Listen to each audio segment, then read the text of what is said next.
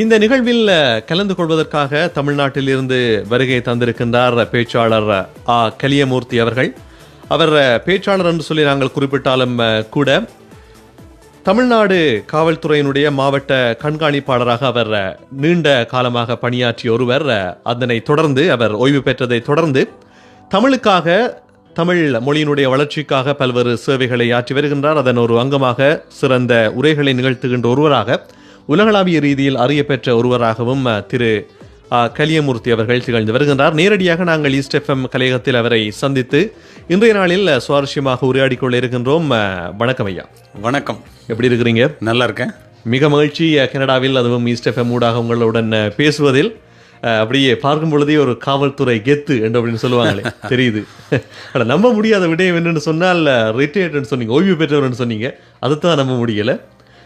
மிகவும் உற்சாகமாக இருக்கிறது உங்களை பார்க்கின்ற பொழுதும் பேசுகின்ற பொழுதும். இந்த நிகழ்வு பற்றி பேசுவதற்கு முன்னதாக உங்களை பற்றி ஒரு சிறு விளக்கம். எனக்கு இந்த ஈஸ்ட் எஃப்எம் வானொலியிலே பேசுவதற்கு வாய்ப்பு கொடுத்தமைக்கு ரிஷிஷ்காந்த் அவர்களுக்கும் இதனுடைய உரிமையாளருக்கும் என்னுடைய நன்றியை தெரிவித்துக் கொள்கின்றேன். கனடிய வாழ் தமிழ் மக்கள் அத்துணை பேருக்கும் என்னுடைய நெஞ்சார்ந்த நன்றியை தெரிவித்துக் கொள்கின்றேன். நான் தமிழகத்தில் தஞ்சை மாவட்டத்தைச் சேர்ந்தவன். ஒரு ஏழை விவசாய குடும்பத்தில் பிறந்தவன். முன்னாள் காவல்துறை அதிகாரி, என்று ஒரு சொற்பொழிவாளர், உலகம் முழுவதும் சென்று பேசுபவனாக இருக்கின்றேன். அந்த பெருமை தமிழ் மொழியையே சாரும். நிச்சயமாக. அவ்வளவுதான். அவ்வளவுதான். அது உண்மையிலே அது அவ்வளவுதான் என்று சொல்லி நீங்கள் முடித்து விட்டாலும் கூட அது ஒரு மிகப்பெரிய ஒரு விடயம். தமிழ் மொழிக்காக உங்களுடைய சேவை என்பது மிக முக்கியமானது. தொடர்ச்சியாக இந்த ஓய்வு என்கின்ற ஒரு விடயத்தில் முடக்கிக் கொள்ளாமல் உங்களுடைய ஆர்வத்தினை, மொழிப்பற்றினை உலகளாவிய ரீதியில் எடுத்து வருகின்றீர்கள். அது நிறைய பேருக்கு நிச்சயமாக ஒரு உந்துகோலாக அமையும். கண்டிப்பாக. இந்த விடயம், அதாவது நீங்க உங்களுடைய துறை என்பது முற்றிலும் ஒரு வேறுபட்ட துறை, காவல்துறையில் பணியாற்றி இருக்கின்றீர்கள்.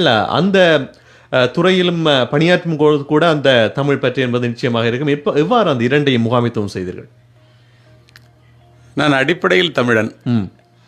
நஞ்சையும் புஞ்சையும் கொஞ்சி விளையாடும் தஞ்சை மாவட்டத்திலே ராஜராஜ சோழன் கட்டிய பெருவுடையார் கோயில் என்னுடைய வீட்டிலிருந்து 15 மணித்துளிகள், கரிகாலன் கட்டிய கல்லணை 20 மணித்துளிகளே, காவிரி கரையிலே என்னுடைய வீடு. அந்த மண்ணில் பிறந்த எல்லோருக்கும் தமிழ் பற்று இருக்கும். இது ஆச்சரியம் அல்ல. காவல்துறை அதிகாரியை எப்படி தமிழ் பேசுகிறீர்கள் என்று எல்லோரும் கேட்கின்றார்கள். நான் அடிப்படையில் தமிழன், அப்புறம்தான் காவல்துறை அதிகாரி. அது என்னுடைய பணி. பணி நிறைவுக்கு பிறகு ஆங்கிலத்தில் சொல்லுவதென்றால், what we have done for our self will die with us and what we have done for others will remain and is immortal என்று சொல்லுவார்கள். அதன்படி ஏதேனும் இந்த சமூகம் நமக்கு நிறைய கொடுத்திருக்கிறது, இந்த சமூகத்திற்கு ஏதேனும் கொடுக்க வேண்டுமே என்று நினைத்து இந்த பணியை துவங்கினேன்.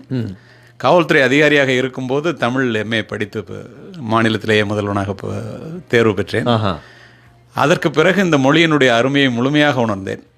ஆரம்பத்திலிருந்தே தமிழ் மீது எனக்கு ஆர்வம் உண்டு. பிறந்த இடம் அப்படி. அது இளைஞர்களுக்கும் பெற்றோர்களுக்கும் தாய் தந்தை உறவுகள், ஒழுக்கமான வாழ்க்கை, கணவன் மனைவி உறவு, இப்படி என்று வேறுபட்ட தலைப்புகளில் மாறுபட்ட இடங்களில் பேச ஆரம்பித்த பிறகு எனக்கே ஆச்சரியம், இவ்வளவு எதிர்பார்ப்புகள் இருக்கும் என்று நான் நினைக்கவில்லை. உள்ளபடியே இந்த மாதத்தில் நான் பேசுகின்ற 4வது நாடு இது. நிச்சயமா அந்த தஞ்சை, அதை நான் சொல்லதை விட உங்கள் வாயால் சொல்லும் பொழுது இன்னும் ஒரு தெளிவும் அழுத்தமும் அதில் இருந்தது. அதைத்தான் எதிர்பார்த்தேன். தஞ்சையில் பிறந்த ஒரு தமிழருக்கு அது ஓடுவது இரத்தம் தமிழ் என்று கூட சொல்லலாம். அந்த அளவுக்கு பெருமை தருகின்ற ஒரு விடயம் தஞ்சை என்று சொல்லும் பொழுது. உங்களுக்கு தமிழ் உணர்வை தருகின்ற அதே விடையில் உலகளாவிய ரீதியில் தமிழர்களுக்கு பெருமை தருகின்ற ஒரு விடயம். அதில் வளர்த்த மண் நிச்சயமாக அதிலிருந்து வந்திருக்கின்றீர்கள். அந்த பற்று தொடர்ச்சியாக இருக்கின்றது. இந்த கனடாவுக்கு முன்பு வந்திருக்கின்றீர்களா அல்லது இதுதான் முதல் முறை வந்திருக்கின்றீர்கள்? இப்ப எப்போ வந்தீங்க? 2 நாட்களாகிறது. இப்ப ஓரளவுக்கு கனடிய தமிழர்களை சந்தித்து பேசியிருப்பீர்கள். கனடிய தமிழர்கள் அவர்களுடைய தமிழ், அவர்களின் தமிழ் ஆர்வம் பற்றி ஏதாவது அவதானிக்க முடிந்ததா? எனக்கு மிகப்பெரிய ஆச்சரியம்.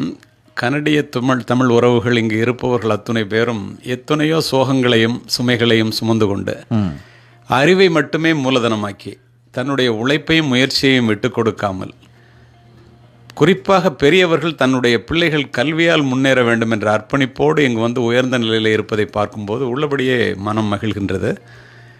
பாரதி சொல்லுவதைப் போல, மெல்ல தமிழினி சாகும் அந்த மேற்கு மொழிகள் இந்த புவிமிசை ஓங்கும் என்று ஒரு பேதை உரைத்திட்டான்.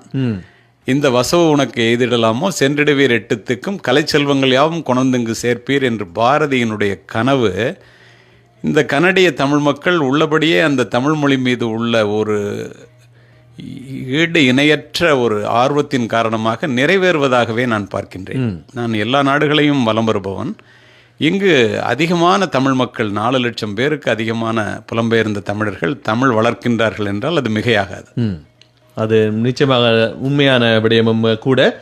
கொஞ்ச காலத்துக்கு முன்னர் கூட அந்த பாரதியின் முதல் வரிகள் தான் அச்சமூட்டுவதாக இருந்தன. ஆனால் இப்பொழுது நீங்கள் சொன்னது போல அந்த உரைத்தவர்கள் பேதைகள் என்கின்ற ஒரு விடயத்தை உலகளாவிய ரீதியில் தமிழர்கள் உறுதிப்படுத்தி இருக்கின்றார்கள். அதை உணர வேண்டும். எல்லோரும் அந்த முதல் வரியை மட்டும் படிப்பார்கள். உள்ளபடியே பாரதி சொன்னது அது தவறு என்று சொல்லுவதற்காகத்தான், அதற்காகத்தான் முழுமையும் சொன்னேன். ஆமாம், நிச்சயமாக அது நிறைய பேருக்கு திருவிழா இப்போதான் விளங்கி எப்படியா முடியுது அது என்று சொல்லி. அது முக்கியமான விடயம். இந்த உலகளாவிய ரீதியில் தமிழ் என்று சொல்லுகின்ற பொழுது நாங்கள் தமிழ்நாடு மற்றும் இலங்கை அதனுடைய பூர்வீகமாக இருக்கின்ற விடயங்களை நாங்கள் சொல்லுகின்ற பொழுது இளம் தலைமுறையினர் மத்தியில் இந்த தமிழ் சார்ந்த விடயங்கள் எந்த அளவுக்கு விழிப்புணர்வோடு இருக்கின்றன என்று சொல்லி நீங்கள் நினைக்கிறீர்கள்?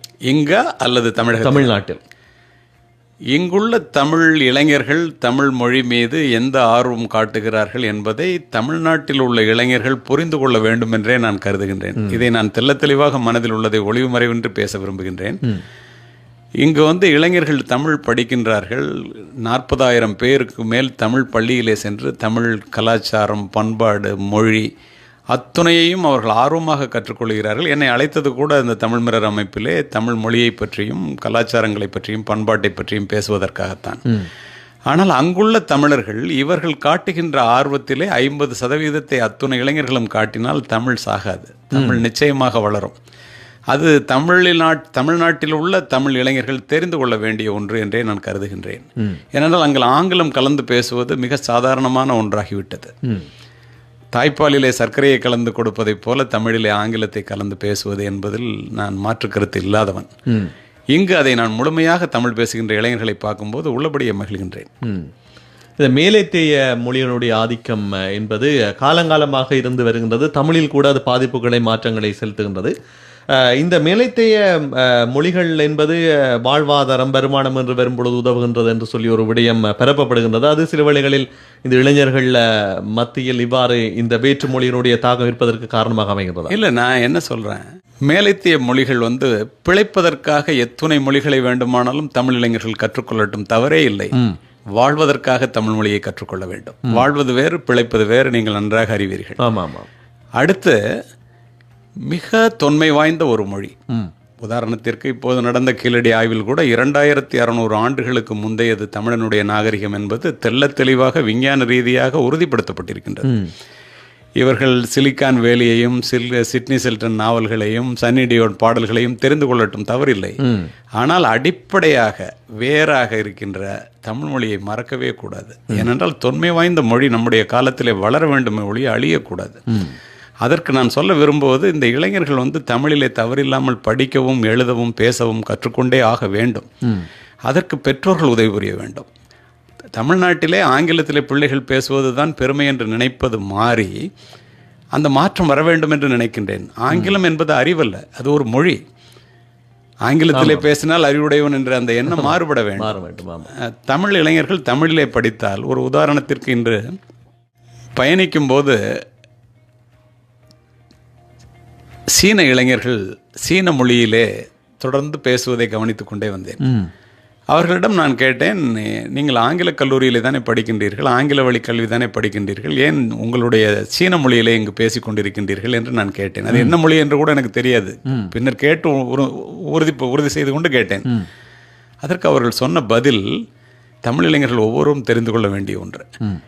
நாங்கள் பிள்ளையா பிறந்து வளரும் போதே எங்கள் அம்மா அப்பா எங்களுக்கு சீன மொழியில் பேசுகிறதுக்கு கற்றுக் கொடுத்துருக்காங்க. சீன மொழி எங்களுடைய தாய்மொழி. ஆங்கிலத்தை நாங்கள் பிழைப்புக்காக படிக்கிறோம். அது எங்களுக்கு பிடிச்சி தான் படிக்கிறோம். அதே நேரத்தில் சீன மொழியிலே நாங்கள் பேசுவது எளிமையாக இருக்கிறது, எளிமையாக புரிந்து கொள்ள முடிகிறது, எங்களுடைய கருத்துக்களை முழுமையாக சொல்ல முடிகின்றது. அது எங்களுடைய தாய்மொழி, அதிலே தானே நாங்கள் பேச வேண்டும் என்று சொன்னார்கள். இது எனக்கு பெரிய தாக்கத்தை உண்டாக்கியது. மிக சாதாரணமான ஒரு சின்ன சம்பவமாக நான் இதை எடுத்துக்கொள்ள விரும்பவில்லை. தமிழ் இளைஞர்கள் ஒவ்வொருவரும் தெரிந்து கொண்டு வீட்டிலும் வெளியிலும் தமிழர்களுடன் பேசும்போது தமிழ் மொழியில் பேசினால் மட்டும்தான் மொழி வளரும். ஒரு மொழி அழிந்தால் ஒரு இனம் அழிந்துவிடும். இதை தெரிந்து கொள்ள வேண்டியது இளைய சமுதாயம். நிச்சயமாக. ஒப்பீட்டு ரீதியில் இப்பொழுது அண்மை காலங்களில் பார்க்கும் பொழுது இந்த ஜல்லிக்கட்டு சார்ந்த விடயங்கள், கீழடி சார்ந்த விடயங்கள் அவ்வாறு என்று சொல்லி இளைஞர்களுடைய பங்களிப்பு பெருமளவில் இருக்கின்றது. நிச்சயமாக பேசுகின்றார்கள் தமிழை பற்றிய விடயங்களை வேறு கலை வடிவங்களில் கொண்டு வருகின்றார்கள். அதனால் ஓரளவுக்கு இந்த விழிப்புணர்வு உருவாகி இருக்கின்றது என்று சொல்லி நாங்கள் கருதலாமா? தமிழ்நாட்டில் உள்ள ஜனத்தொகையை பார்க்கும்போது தமிழ் பேசுகின்ற இளைஞர்களினுடைய எண்ணிக்கை வெகுவாக குறைந்து கொண்டு வருகிறதோ என்று, நான் தவறில்லாமல் தமிழ் பேசுகின்ற இளைஞர்கள், ஆங்கில கலப்பில்லாமல் அது குறைந்து கொண்டு வருகிறதோ என்ற சந்தேகம் எனக்கு உண்டு. காரணம், நான் முழுவதுமாக தினந்தோறும் 2000-3000 இளைஞர்களை கல்லூரிகளிலும் பல்கலைக்கழகங்களிலும் ஒரு மாதத்திற்கு 20 மேடைகளிலே பேசுபவன் தமிழ்நாட்டிலே. அந்த சந்தேகம் எனக்கு இருந்து கொண்டிருக்கிறது. அதே நேரத்தில் தமிழ் மொழியின் மீது அடங்காத பற்று கொண்ட, பிரச்சனை என்றால் ஒன்று சேருகின்ற தமிழ் இளைஞர்கள் லட்சக்கணக்காக இருக்கிறார்கள் என்பதிலும் மாற்று கருத்து இல்லை. பட் எல்லோரும் அப்படி இருக்க வேண்டும் என்பது என்னுடைய வேண்டுகோள். இந்த கீழடி பற்றி குறிப்பிட்டிருந்தீர்கள். ஒரு சில நிமிடங்களை அதற்காக நாங்கள் ஒதுக்கிக் கொள்ளலாம். பல்வேறு தடைகள் இருந்தன இந்த தொல்பொருள் ஆய்வுகளை முன்னெடுப்பதற்கு. இப்பொழுது ஓரளவுக்கு முக்கியமான பல விடயங்கள் வெளியாக இருக்கின்றன. இந்த ஆய்வுகள் தொடர்ந்து முன்னெடுக்கப்படும், வேறு பகுதிகளில் முன்னெடுக்கப்படும் என்று சொல்லி எல்லாம் தமிழ்நாடு தொல்லியல் திணைக்களம் சார்ந்த தகவல்கள் வருகின்றன. உண்மையிலேயே இந்த ஆய்வுகள் தொடர்ந்து முன்னெடுக்கப்படுமா அல்லது அதற்கும் தடைகள் இருக்கும்? இல்லை, தடைகளை தாண்டி இந்த ஆய்வுகள் முன்னெடுக்கப்படுகின்றது, முன்னெடுக்கப்பட வேண்டும். ஏன் அவ்வாறு கூறுகின்றன என்றால், உலக மக்களுக்கு நாகரிகத்தை கற்றுக் கொடுத்தவன் தமிழன். உலக மக்களுக்கு மொழி இலக்கணத்தை முதலில் வகுத்தவன் தமிழன், தொல்காப்பியம். நாகரிகம் என்று நான் சொல்ல வருவது கட்டிடக்கலை என்று ஒரு உதாரணத்திற்கு வைத்துக் கொள்ளுங்களேன். 1000 ஆண்டுகளுக்கு முன் ராஜராஜ சோழன் கட்டிய பெருவுடையார் கோயிலும் தஞ்சை பெரிய கோயில், 2000 ஆண்டுகளுக்கு முன் கரிகாலன் கட்டிய கல்லணையும் உலக மக்களால் இன்றளவும் எந்த விதமான விஞ்ஞான வளர்ச்சியும் இல்லாத காலத்தில் இது எப்படி சாத்தியப்பட்டது என்று அண்ணாந்து பார்க்கப்படுகின்ற சம்பவங்கள். ஆமாம். நீங்கள் தமிழ் குழந்தைகளை அழைத்து கொண்டு கடலுக்கு சென்றீர்களே, ஆனால் அது நம்முடைய இரத்தத்தில் ஊறிய ஒன்று என்று தெரியும். இது ஒரு மிக சாதாரணமான ஒரு உதாரணத்தை சொல்லுகின்றேன். எல்லா பிள்ளைகளும் கடல் அலைகள் வருவதிலே கால் நினைத்து தண்ணீரை தொடுவதற்கு விளையாடும். தமிழ் பிள்ளைகளை பார்த்தீங்கன்னா மணலில் குழி பறித்து அதில் ஒரு கோயில் கட்டி ஒரு பக்கம் ஒரு வாசலையும் இன்னொரு பக்கம் வெளியேறதுக்கு ஒரு வாசலையும் கையை உள்ள விட்டு விளையாடும். ஆமாம், ஒரு கோவில் கட்டும். அது பாருங்களேன், நீங்கள் அந்த தமிழ் பரம்பரை அந்த காலத்திலிருந்து இந்த காலம் வரைக்கும் அது இரத்தத்திலே ஊறிய ஒன்று. அதனால் அது ஒன்றும் ஆச்சரியம் இல்லை. இது போன்ற எல்லாமே அதுபோலவே கடல் வாழ்வையும் உளவு தொழிலையும் கடல் வாணிபத்தையும் முன்னெடுத்தவர்கள் தமிழர்கள். 2400 ஆண்டுகளுக்கு முன் தமிழன் செய்த வாணிபத்தை பற்றிய குறிப்பு வியன்னாவில் உள்ள அருங்காட்சியகத்திலே இருக்கிறது இன்றும். அப்படி என்றால் தமிழ் சமுதாயம் எந்த மூத்த சமுதாயம் அறிந்து கொள்ள வேண்டியது நாம் தான். நிச்சயமா அது உண்மையிலே நாங்கள் தான் அதை உணர்ந்து கொள்ள வேண்டும். பல்வேறுபட்ட விடயங்கள் எழுத்து வழியில் அல்லது பேச்சு வழியில் மாத்திரம் நம்பப்பட்ட விடயங்களுக்கு ஒன்றல்ல பல ஆதாரங்களை இந்த கீழடி தந்திருக்கின்றது என்பது மகிழ்ச்சிக்குரிய விடயம். நிச்சயமாக